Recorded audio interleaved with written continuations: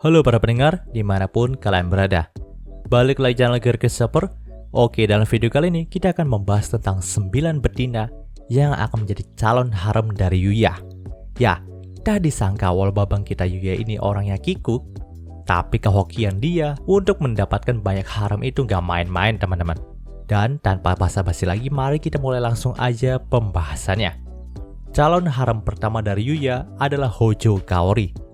Bisa dibilang, Kaori adalah gadis pertama yang ditemui sama Yuya. Dan dia adalah satu-satunya gadis yang tahu kalau Yuya itu dulunya nggak setampan sekarang. Selain itu, pertemuan pertama mereka juga bisa terbilang cukup dramatis teman-teman. Dimana saat itu, Kaori sedang digangguin oleh beberapa preman dekat gang kecil. Dan gregetnya, nggak ada satupun orang yang mau menolongnya. Tentu aja, hal itu membuat Kaori jadi pasrah nih. Pasti sekap sama para preman itu. Untungnya, babang kita Yuya itu melihat kejadian tersebut.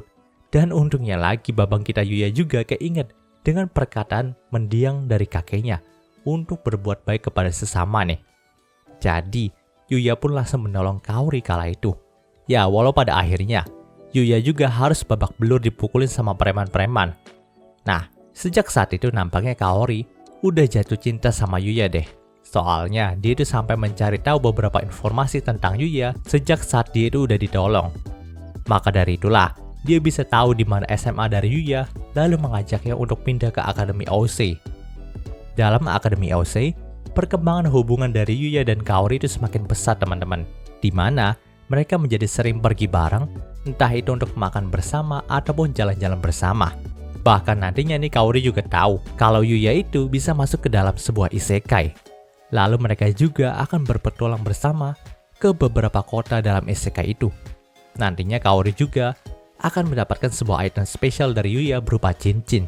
Cincin itu bernama Ring of Crisis dan memiliki efek untuk memindahkan penggunanya ke tempat yang aman jika penggunanya itu sedang dalam bahaya teman-teman. Tapi ini gue langsung curiga, apakah sang author sendiri memang ngesim sama pasangan yang satu ini ya? Karena nih, cincin adalah sebuah perlambangan dari sepasang kekasih teman-teman. Apalagi dalam opening animenya juga kita diperlihatkan kalau Yuya dan Kaori itu saling berpelukan. Jadi apakah memang nih kalau ini ada sebuah tanda kalau Kaori akan win ya teman-teman? Coba tulis pendapat kalian dalam kolom komentar. Calon harem Yuya yang kedua adalah Miu. Pertemuan pertama Yuya dengan Miu ini adalah saat mereka bekerja sama dalam sebuah sesi pemotretan oleh seorang fotografer yang bernama Hikari. Bisa dibilang itu adalah pertemuan yang tidak terduga teman-teman. Tapi nampaknya Miu itu udah jatuh cinta pada pandangan pertama sama Yuya nih. Dan di saat mereka berbincang dalam pemotretan itu, nampak juga nih sudah ada tanda-tanda kalau Miu udah klop sama Yuya. Apalagi saat itu Yuya juga sempat menyelamatkan Miu dari pasangan modelnya yang marah dan hendak berbuat kasar kepada Miu sendiri. Setelah kejadian itu, hubungan mereka pun semakin berkembang. Walaupun dalam LN-nya dan manganya, pasangan yang satu ini gak terlalu banyak mendapatkan sorotan, tapi nantinya ada sebuah kejadian spesial, di mana Yuya itu akan menjadi pacar pura-puranya Miu untuk menghindarkan Miu dari perjodohan paksa yang dilakukan sama ayahnya Miu. Dan di saat event itu, Yuya pun sempat pergi ke festival musim panas bersama dengan Miu, lalu pergi ke luar negeri untuk bermain kasino dan meyakinkan ayahnya Miu kalau calon yang dia pilih itu bukanlah orang yang terbaik bagi Miu. Alhasil perjuangan Yuya itu nggak sia-sia bro, dimana nantinya ayahnya Miu sendiri sudah sangat merestui hubungan Yuya dan Miu. Bahkan nih dia juga meminta Miu dan Yuya untuk segera menetapkan tanggal pernikahan mereka. Calon harem Yuya yang ketiga adalah Lexia.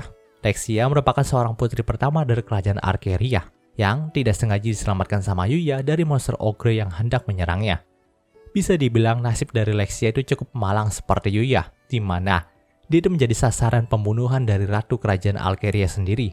Perlu diketahui kalau Lexia bukanlah anak kandung dari sang ratu, melainkan anak dari selirnya raja. Maka dari itulah, Lexia sangat dibenci oleh sang ratu. Apalagi Lexia juga pernah tidak sengaja melukai putra mahkota, atau lebih tepatnya anak kandung dari sang ratu sendiri. Oh iya, Lexia itu bukanlah murni manusia teman-teman, tapi dia adalah half high elf. Karena memang nih, ibu dari Lexia sendiri adalah seorang budak pribadi high elf milik sang raja. Maka dari itulah, penampilan Lexia sendiri terbilang sangat cantik. Bahkan nantinya ketika Lexia itu datang ke bumi, Lexia akan ditawari sama agensi idol yang sama dengan Miu untuk menjadi salah satu artis mereka nih. Nah, perkembangan kisah cintanya dengan Yuya itu cukup menarik sih menurut gue teman-teman. Kalian tahu sendirilah, dalam episode ketiga lalu juga Lexia langsung ingin menikah pas ketemu sama Yuya lagi. Nantinya juga akan banyak kisah spesial di antara Lexia dan Yuya nih. Dimana memang dalam hampir setiap kisahnya Lexia itu akan selalu mengakui kalau Yuya adalah calon suaminya. Hal itu juga diperparah dengan kepolosan dari Yuya yang sempat memberikan sebuah hadiah kasur tidur kepada Lexia nih. Dimana dalam kebudayaan Alkeria sendiri, memberikan seorang wanita sebuah kasur berarti pria itu ingin cepat-cepat untuk membuat anak dengan sang wanita. Ya, itulah kejadian yang membangkungkan nantinya. Calon haram Yuya yang selanjutnya adalah Luna. Bisa dibilang, Luna adalah haram Yuya yang cukup banyak scene spesialnya nih. Karena memang nih baik Yuya dan Luna sendiri sudah pernah melihat tubuh masing-masing saat mereka itu gak sengaja mandi bareng. Ditambah lagi Luna juga adalah haram yang sering banget ngecium Yuya. Ya pokoknya hoki banget lah Yuya punya calon haram kayak Luna ini. Nah sebenarnya Luna sendiri merupakan pembunuh bayaran yang memiliki misi untuk membunuh Lexia. Tapi dalam lubuk hatinya Luna sendiri tidak ingin membunuh Lexia, sebab dia sangat tidak menyukai pekerjaannya ini. Namun nih, karena posisi Lexia itu sedang dekat sama Yuya, jadi Luna itu sangat kesulitan untuk membunuh Lexia. Hingga pada akhirnya, dia pun langsung tobat dan malah menjadi pengawal dari Lexia sendiri. Calon haram Yuya yang selanjutnya adalah Iris Snowblade. Iris merupakan salah satu calon haram Yuya yang cukup agresif. Karena kalau kalian baca dalam LN-nya, kalian pasti akan ngeliat kalau memang si Iris ini ngebet banget untuk cari calon suami. Tapi kriterianya itu cukup kebangetan sih menurut gue. Sebab dia berharap kalau calon suaminya itu harus lebih kuat daripada dirinya. Tentu aja hal itu adalah sebuah kemustahilan. Apalagi Iris sendiri merupakan seorang Holy terkuat dalam isekai itu dan menyandang gelar Holy Sword. Bisa dibilang, Holy adalah kumpulan orang yang dipilih oleh isekai itu untuk melawan kekuatan jahat yang disebut sebagai evil. Maka dari itulah, gue bilang itu sangat mustahil gitu kalau si Iris mencari calon suami yang lebih kuat daripada dirinya. Tapi tentu aja kemustahilan itu menjadi hilang ketika Babang Yuya itu udah datang. Karena memang Babang Yuya itu udah bisa memenuhi ekspektasi dari Iris tersebut. Bahkan nih, Iris juga sampai ngeblus pas udah ditolongin sama Yuya dari kekuatan evil yang menyerangnya. Sejak saat itulah hubungan mereka berdua menjadi semakin dekat. Pada awalnya Iris itu memang cuma bilang ingin menjadi master pedang dari Yuya. Tapi dalam pelatihan yang diberikan sama Iris kepada Yuya, selalu saja ada tersimpan niat dari Iris untuk memperhatikan Yuya. Bahkan nih Iris itu sempat memberikan pijatan plus-plus kepada Yuya setelah mereka itu selesai latihan pedang. Calon haram Yuya yang selanjutnya adalah Kaede. Kaede merupakan calon haram Yuya yang cukup kikuk nih. Karena memang dia sendiri belum sadar kalau dirinya menyukai Yuya. Tapi dia itu sering sekali bergerak ketika Yuya digoda sama wanita lain. Memang tidak ada adegan yang terlalu spesial bagi pasangan yang satu ini. Tapi entah kenapa, gue punya firasat kalau Kaede ini selalu memperhatikan kebutuhan dari Yuya teman-teman. Bahkan dia juga sering membantu Yuya, walau cuma memberikan sebuah saran saja. Pertemuan pertama mereka juga terjadi ketika Yuya itu menyelamatkan Kaede dari sepakan bola nyasar yang dilayangkan sama Akira, teman sekelas mereka. Dan sejak saat itulah nampaknya hati Kaede langsung jatuh ke tangannya Yuya. Calon haram Yuya yang selanjutnya adalah Yukine. Hampir sama seperti Kaede, Yukine itu bisa dibilang tidak terlalu disorot oleh autornya sendiri.